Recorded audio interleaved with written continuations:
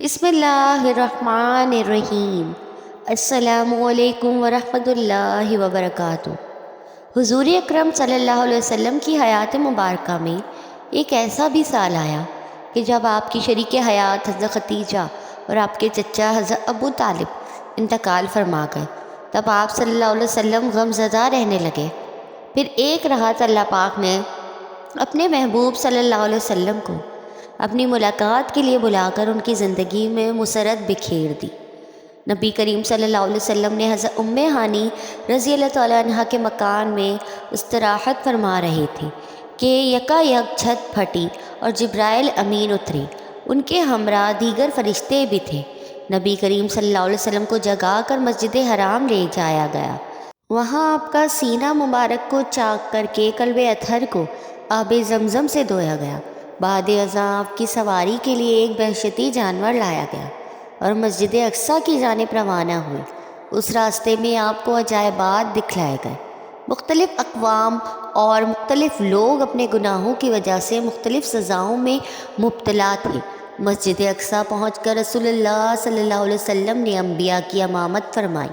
اس کے بعد ملائکہ کی معیت میں آسمانوں کی جانب روانہ ہوئے۔ جدید دور میں انسان آسمان کے خلاؤں کا بس 5% حصے کے بارے میں معلومات حاصل کر سکا ہے۔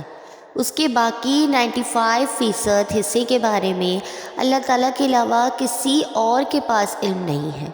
ان کے بارے میں جانکاری کرنا انسان کی بس کی بات نہیں ہے۔ انسان چاند، ستارے، سورج کی جانکاری کر چکا ہے۔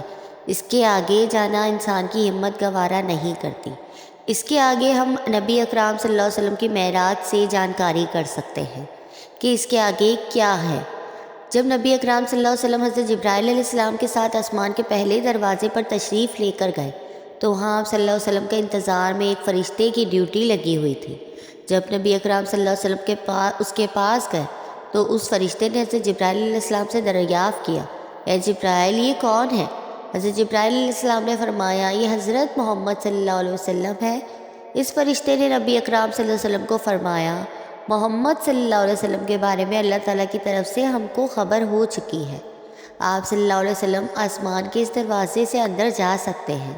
اس دروازے کے اندر داخل ہونے کے بعد آپ صلی اللہ علیہ وسلم نے بے شمار فرشتے کو ملے۔ یہ فرشتے زیادہ تعداد میں سجدے کی حالت میں تھے۔ یہاں ایک بزرگ کو دیکھا تو حضرت جبرائیل علیہ السلام نے فرمایا، یہ اللہ کے نبی صلی اللہ علیہ وسلم، یہ آدم علیہ السلام ہے۔ حضرت آدم علیہ السلام کے ارد گرد تعداد انسان تھے۔ جب نبی اکرام صلی اللہ علیہ وسلم حضرت آدم علیہ السلام کی دائیں طرف نظر دوڑاتے تو ہنس پڑتے اور جب بائیں طرف نظر دوڑاتے تو غمزدہ ہو جاتے۔ نبی اکرام صلی اللہ علیہ وسلم کے دریافت کرنے پر حضرت جبرائیل علیہ السلام نے فرمایا، یہ آدم علیہ السلام کی اولاد ہے۔ حضرت آدم علیہ السلام کی دائیں طرف وہ لوگ ہیں جو نیک کام کرتے ہیں اور بائیں طرف وہ لوگ ہیں جنہوں نے ہمیشہ اللہ کی رضا کے مطابق زندگی بسر کی ہے۔ اس سفر کے دوران آپ صلی اللہ علیہ وسلم نے بے شمار قسم کے لوگوں کو دیکھا جو کہ خوش بھی تھے اور جن میں سے لوگ کافی تکلیف کا سامنا کرتے ہوئے بھی دیکھنے کو ملے تھے۔ آپ صلی اللہ علیہ وسلم نے ایک گروہ ایسا دیکھا جو اپنے ہونٹوں کو کاٹ رہا تھا۔ آپ صلی اللہ علیہ وسلم نے حضرت جبرائیل علیہ السلام سے پوچھا، یہ کون لوگ ہیں جو اس گناہ میں ملوث ہیں؟ حضرت جبرائیل علیہ السلام نے فرمایا کہ یہ وہ لوگ ہیں جو دوسرے کو تو نیک کام کے بڑے بڑے دعوے کیا کرتے تھے اور خود اس پر عمل پیرا نہ ہوا کرتے تھے۔ یہاں نبی اکرم صلی اللہ علیہ وسلم نے زنا کاری کرنے والے گروہ کو بھی دیکھا جو کہ سخت عذاب میں پڑے ہوئے تھے۔ یہاں آپ صلی اللہ علیہ وسلم نے یتیم کا مال کھانے، گالی گلوچ کرنے، رشوت خور بندوں کے حقوق مارنے والوں کو بھی دیکھا جو اپنے اپنے کیے کی سزا بھگت رہے تھے۔ اس کے بعد آپ صلی اللہ علیہ وسلم دوسرے آسمان کی طرف بڑھے جہاں آپ صلی اللہ علیہ وسلم نے دو نوجوانوں کو دیکھا جس کے بارے میں حضرت جبرائیل علیہ السلام نے آپ صلی اللہ علیہ وسلم کو فرمایا کہ اے نبی، یہ حضرت یحییٰ اور حضرت عیسیٰ علیہ السلام ہیں۔ اس کے بعد آپ صلی اللہ علیہ وسلم کی نظر ایک درخت پر پڑی جس پر لاتعداد پتے تھے، جس کے عین سامنے ایک فرشتہ کھڑا ہوا تھا۔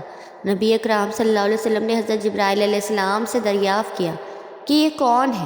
حضرت جبرائیل علیہ السلام نے فرمایا، اے محمد صلی اللہ علیہ وسلم، یہ ملک الموت حضرت عزرائیل علیہ السلام ہے۔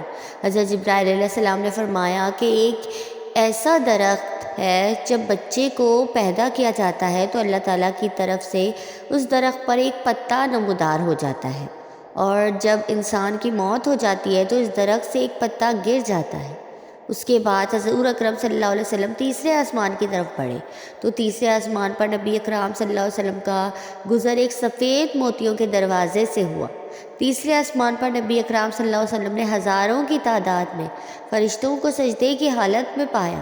حضرت محمد صلی اللہ علیہ وسلم آگے بڑھتے جاتے، ساتھ ہی ساتھ حضرت جبرائیل علیہ السلام حضرت محمد صلی اللہ علیہ وسلم کو ہر چیز کے بارے میں آگاہ کرتے جاتے تھے۔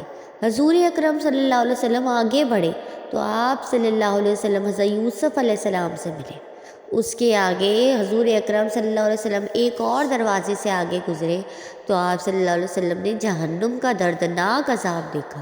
پھر آپ صلی اللہ علیہ وسلم چوتھے آسمان کی طرف بڑھے تو یہاں پر بھی کافی تعداد میں فرشتے موجود تھے جو اللہ تعالیٰ کی عبادات میں سر جھکائے ہوئے تھے۔ اس کے بعد آپ صلی اللہ علیہ وسلم کی ملاقات حضرت نوح اور حضرت ادریس علیہ السلام سے ہوئی۔ پھر آپ صلی اللہ علیہ وسلم پانچویں آسمان کی طرف گئے۔ پانچویں آسمان کو سرخ سونے سے تعمیر کیا گیا ہے۔ یہاں آپ صلی اللہ علیہ وسلم حضرت ہارون علیہ السلام سے ملے۔ پھر آپ صلی اللہ علیہ وسلم آگے بڑھتے بڑھتے چھٹے آسمان پر جا پہنچے۔ یہاں بھی لاتعداد فرشتے رب کائنات کی عبادت میں مشغول تھے۔ اس آسمان پر حضرت محمد صلی اللہ علیہ وسلم کی ملاقات حضرت موسیٰ علیہ السلام سے ہوئی۔ اس کے بعد آپ صلی اللہ علیہ وسلم ساتویں آسمان پر تشریف فرما ہوئے۔ یہاں آپ صلی اللہ علیہ وسلم نے بہت بڑی بڑی جسامات والے فرشتے دیکھے جو اپنی زبان میں ایک دوسرے سے باتوں میں مگن تھے، جس زبان کے بارے میں نبی اکرم صلی اللہ علیہ وسلم کو علم نہ تھا۔ یہاں کا نظارہ ہی کچھ اور دکھائی دے رہا تھا۔ زمین کے کعبہ کے اوپر بیت المعمور فرشتوں کا قبلہ ہے، جہاں ایک ہی وقت میں 70 فرشتے طواف کرتے ہوئے نظر آتے ہیں۔ جو ایک بار بیت المعمور کے طواف کر لیتا اس کی باری دوبارہ نہ آتی۔ یہاں آپ صلی اللہ علیہ وسلم نے بہت ہی بڑے فرشتوں کو دیکھا تھا جو حضرت محمد صلی اللہ علیہ وسلم نے حضرت جبرائیل علیہ السلام سے دریافت کیا کہ یہ کون سا فرشتہ ہے۔ حضرت جبرائیل علیہ السلام نے فرمایا کہ یہ حضرت اسرافیل علیہ السلام ہے جو قیامت کے دن حضرت اللہ تعالیٰ کے حکم سے سور پھونکیں گے۔